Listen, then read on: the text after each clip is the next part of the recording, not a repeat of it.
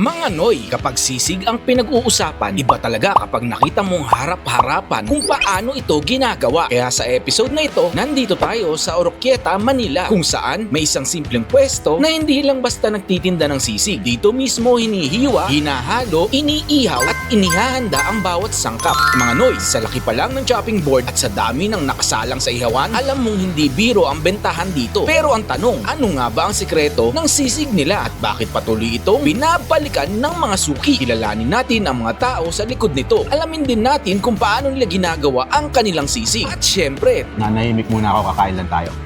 titikman natin kung talaga bang sulit dayuhin ito sa Oroquieta. Mga Noy, tara na, kain na naman tayo!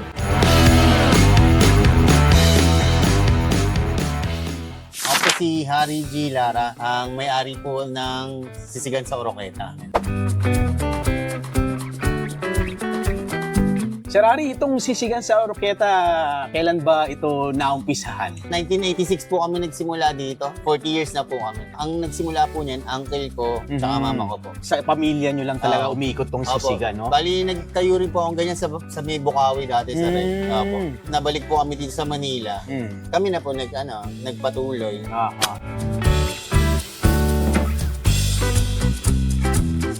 Itong sisig na ito, sir, kasi nakita ko medyo talagang authentic no? Noon pa man, ganyan na talagang style. Yes sir, ganun na po talaga. Nung una nga po, ang tinitinda lang talaga namin dyan, yung maskara lang po.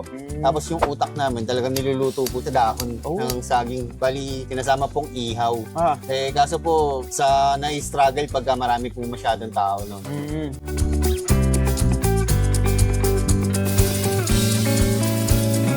Ano ba yan, sir? Yung sisig na yan, kanino ba natutunan yung style? Kapangpangan po kasi kami, sir. Opo.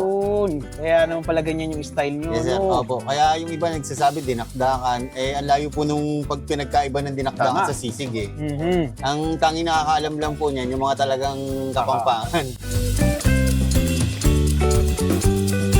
Pag sinabi authentic sisig, Sir Ari, paano ba yan? Ano ba yan? Ang authentic po kasi talaga, ang ginagamit, atay, tsaka maskara. Bali, ang ano lang po namin, dinagdagan na lang namin ng twist. Naggawa si mama nagtimpla siya ng yempo, kaya naging kakaiba po yung sisig na. Ayun. Tapos ang ginagamit nyo rito para maging creamy, utak. Utak po talaga ng baboy. Ayan Hindi po ang- kami naglalagay ng mayonnaise. Yung mga ganun. Oo, Opo. no? Kaya talagang ito, proudly saying authentic sisig. Yes sir, yes sir. Iyan. Authentic sisig po namin.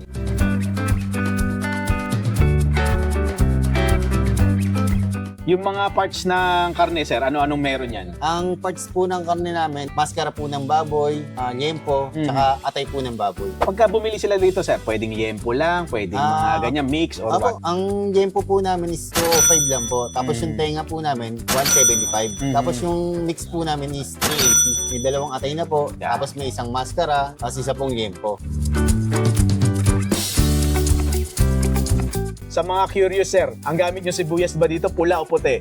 Puti po. Puti, Kung no? ano mas mura, sir, yun ang ginagamit namin. Kasi syempre, katulad niyan, sir, ang presyo ng sibuyas, 1-2 po ang per Grabe, sako. no? Opo. Pero sir, personal preference mo, ano ang mas masarap na sibuyas sa Sa sisig? sisig.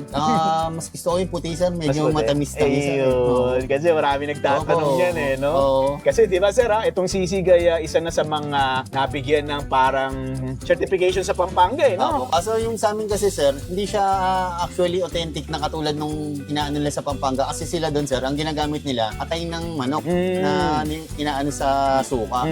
Ako po kasi, kami po, yun ang nakasanayan namin. At ng baboy. Atay ng baboy, tsaka utak ng baboy po nilalagay. Opo. Ayun. Pero halos ganun din naman ang lasa niyan, sir. Yes, sir. Halos wala namang pinagkaiba, sir. Ito, sir, sa pagninegosyo, tagal na, no? 1986, ilang dekada na yan, Opo. Ano ba mga nagiging kadalasang mahirap sa pagninegosyo ng sisig? Yung katulad ng sir, yung maulan, mga ganyan. Yeah. Siyempre, hindi naman po laging maraming tao o kaya yung pero laban lang naman. Laban lang, Oo. no?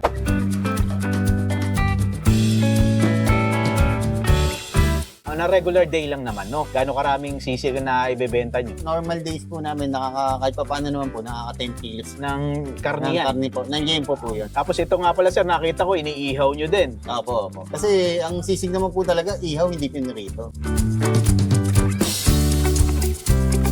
Ito, ito, sir, yung negosyo nyo ganyan, ha? Ano na ang nagiging benepisyo sa buhay natin? Kahit pa paano, nakakaraos pang araw-araw. Nakakasurvive. Ganun, opo, yun lang.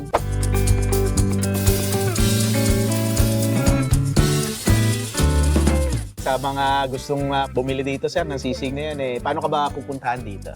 Dito lang naman po kami sa may Oroqueta Corner, Irimillo, matatagpuan. Anong oras ka pwede puntahan dito, sir? Open po kami ng 5 p.m. till 2 a.m. po ng madaling araw.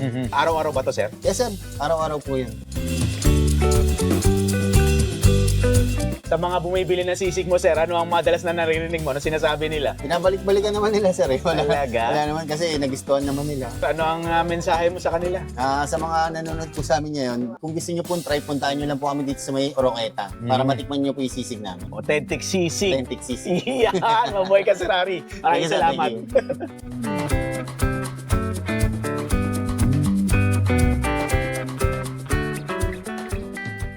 Sisigan sa Oroquieta, Noy. 1986 pa. Ilang dekada na po yun. Paki-comment down below na lang, ha. Bago ko lantakan to, gusto ko na pong pasalamatan sila Sir Harry, yung buong pamilya po nila na nagpa-unlock para makatingin po tayo ng authentic sisig, no. Ang sabi nga po ni Sir Harry sa akin, ang kaibahan lang. Ang gamit niya pong atay dito ay atay ng baboy, no. Sa Pampanga kasi ay atay ng manok ang madalas na ginagamit, no. Utak, just the same, yun po ang ginagamit, no. Authentic pa rin ito, kaya ito po yung talagang nakagis na natin sa Pampanga ng mga sisig, yung iniihaw, nilalagyan ng kalamansi, konting suka, ano, yan ang mga pampalasa, sibuyas.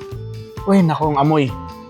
Wow, habang naamoy ko po, no, yung something na naalala ko yung mga sisigan sa Pampanga na nakakainan natin. So, no, itong in-order natin ang tinatawag na mix. 380 pesos. Grabe po yung dami, no. Ang laman po nito, 2 atay, isang yempo at isang yung maskara, no. Yan po yung nakalagay dito. At napansin ko kanina yung maskara niya, no, yan, may kasama pa ang pinaka-tenga. Kaya ito yung nagpapasarap dito. For people siguro, sasabihin ko po sa inyo, no, kasi kung natin baka 5 pa po, kayang kumain ito. Tikman lang natin kung walang kanin. Lagyan ko ng sili. Pinalagyan ko po 2 piraso.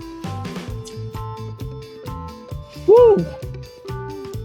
Second time alam ko pong pumunta rito sa sisigan sa Oroquieta. No? Sasabihin ko po sa inyo, hindi ako magsisising. Babalik-balikan ko po itong sisig na ito dahil real talk lang po, no? Ito lang yata yung sisigan sa Maynila na ewan ko po kung meron pang ibang ganitong klaseng pagluluto. Kapampangan style sisig na napakasarap. Ang sarap sa kanin, ang sarap sa mga session natin, no? Sarap, Noy. Pumapart po dito, bumibili, mga dekotse, ang motor, no? Pumupuntahan pa, dinadayo ng mga tao. Hindi ko na patatagalin. Double check po kagad to. Tama-tama lang 2 pirasong silim. Pwede pa kayo humingi ng sili kung gusto nyo padagdagan, gusto nyo mangang. Grabe. Siguro sa tagal na ginagawa nila sa Rari, pinipitik-pitik lang nila yung mga pampalasa. Asin, kalamansi, suka. Dahil nakasanayan nila yung tindahan nila nito, matagal na po, no? Yung nangyari, huling-huli po yung lasa, Noy. Hindi maalat, hindi maasim, balanseng-balanse para sa isang authentic sisig. Kaparami ka ng kain. May dumadaan dito, pasensya na kayo. Dito lang sa kalsada to. Remillo Corner, Oroquieta. Ayan, dito lang po sila sa kanto. Sa mga gusto palang umorder, Noy, pakita ko yung number ng Sir Harry. Pati yung Facebook account niya, yan. Sinanlanan natin. Diyan na lang daw po kayo tumawag at mag-order. Highly recommended. Di ka magsisisi sa lasa ng sisig na to, Noy. Lahat na natikman ko sisigan, itong sisigan sa Oroquieta talaga ang binabalik-balikan ko po. Ang sarap ng blending po nung pinaka pagkakagrill. Tapos yung sibuyas, yung suka, yung kalamansi, konting asin, yung ganyan na utak mo. Nalalasahan ko rin yung atay. Andun din po, no? Habang inunguya ako siya, Noy, hindi po matigas yung mga protein na ginamit. Saludo po ako rito. Everyday po, pwede kayong tumawag sa kanila. Kung hindi kayo makakapunta rito, pwedeng i-deliver, no? By rider, no? Na naghahatid po. Ang in-order ko ngayon yung medyo mix po ito. Ito yung pinakamarami. Ito talaga pinaghaluan. Nakita ko kasi kanina, Noy, habang nagsushoot po kami dito, yung ibang bumibili, ang ginagawa, umorder lang. Halimbawa, gusto lang nila yung tenga at yung maskara. Yun lang pinapalagay eh. So, meron din po yung nyo, puro liempo lang. Merong ganon, pwede pong ganon lang order nyo, no? Nasa inyo po, no? Kung ayaw nyo ng lasa ng atay, pwedeng ganon lang po. Pero ako, Noy, recommended ko po, tikman nyo itong mix. Sa 380 pesos, hindi ka nalugi. Napakarami ng serving. Ito yung malaki pong klase ng styro tray na yung mas makapal po ito, no? Hindi ito yung manipis na isang klase. Laki, oh. Ang dami. Take note po ako ng dining dito. Nahiram lang namin. Dito kay Larari, kaya nakaupo kami, no? Pero wala pong dining. Itong tindahan na to, dedicated para gumawa ng sisig. Authentic Kapampangan style sisig. Dito sa kakalsadahan ng Maynila. Ang tubo pa. At Hindi matigilan. Ano, yun. Magpapaalam na po ako. Maraming salamat po sa inyong lahat, Noy. Sa lahat na nanonood sa atin, sa mga bagong subscribers natin. Thank you po. At syempre, maulan ngayon na. Sobrang maulan. Mag-ingat po tayo. Kung maaari na hindi tayo lumabas ng bahay, mas maganda, no? Pero kung hindi naman maiiwasan ay doble ingat. Dala tayong kapote, dala tayong payong, Noy, at vitamins, no? At bago tayo magtapos, batiin ko lang po ang mga nanonood sa atin. Hamon at Portoliano family of Iriga City, Kamsur, Layo, no? Mabuhay po kayong lahat dyan. Musa family from Dubai, Ben Hurnitro, RC from Paris sa France, Ann Garcia, Edelisa Datoon, at si Katuring, andyan din po, Christian Jeronimo, at si Hilya nga. Yan, sa mga magpapa-shoutout, comment down below. Mabuhay po kayong lahat. God bless us all, Noy. At syempre, huwag natin aalisin ang passion pagmamahal. O po yung likod, Kuya Dex. Para sa inyo. At syempre, malaki, oh. Bye!